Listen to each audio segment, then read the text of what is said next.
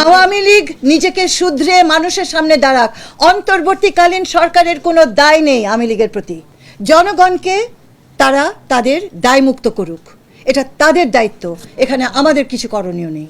এই গুম খুন হয়েছে আওয়ামী লীগের জন্য, এই নারী নির্যাতন হয়েছে আওয়ামী লীগের জন্য, এই কেয়ারটেকার গভর্নমেন্ট আমরা হারিয়েছি আওয়ামী লীগের জন্য। আওয়ামী লীগ সমর্থন যারা করছে তাদেরকে বাদ দিয়ে করবেন কিনা?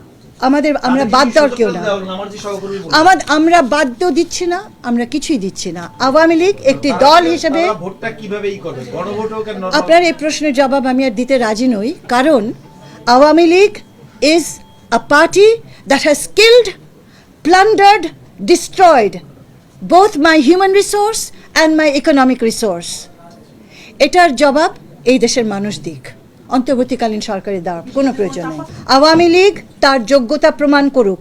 আমি একটি দল সর্বস্বভাবে তাদের নেতৃবৃন্দ এতগুলো অপরাধ করেছে, সেটার বিচার করুন। আমরা চলে যাব, আগামী যে সরকার আসবে তাদেরকে বিচার করতে বলুন। আওয়ামী লীগ নিজেকে ধুয়ে মুছে সাফ করে জনগণের সামনে আসুক, জনগণ বলুক যে হ্যাঁ আমরা এবার আওয়ামী লীগকে ফিরে চাই। এটা আমাদের কাজ না, এটা ভবিষ্যতের কাজ। আওয়ামী লীগ কেন আসবে এই নির্বাচনে? কেন আসবে এই নির্বাচনে? আওয়ামী লীগ যে ধ্বংসযজ্ঞ করে গেছে, আওয়ামী লীগ প্রমাণ রাখুক এই দেশের মানুষের কাছে যে সে শুধরোচ্ছে, সে পাল্টাচ্ছে, সে কি বলে ক্ষমা চাইছে।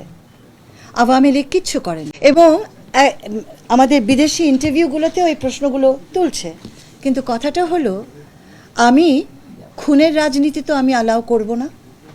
আমাদের মেয়েদের উপরে যে অত্যাচার হয়েছে সেটা তো আমি অ্যালাউ করব না। আওয়ামী লীগ এতকাল ধরে যা করে এসেছে এবং 24-এ যা ঘটেছে, আপনি আপনার বিবেককে জিজ্ঞেস করুন। আমি সেই কারণে আপনাদের সাংবাদিকদের ইতিহাসটা স্মরণ করিয়ে দিতে চেয়েছি। আপনারা আজকে যে কথাগুলো বলতে পারছেন, it is because of the interim government. আজকে যে আপনারা এত কিছু লিখছেন আমাদের বিরুদ্ধে, সেটাও is because of the interim government. কেউ আপনাদেরকে হয়রানি করছে না।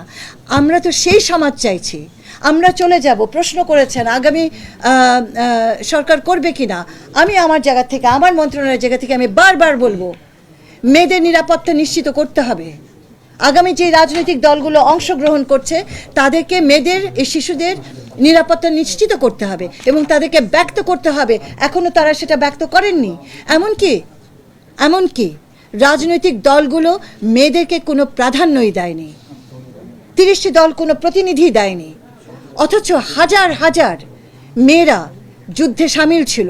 এখন মেয়েরা সব ডাক্তার হয়ে যাচ্ছে, ছেলেরা পাশও করছে না পরীক্ষা।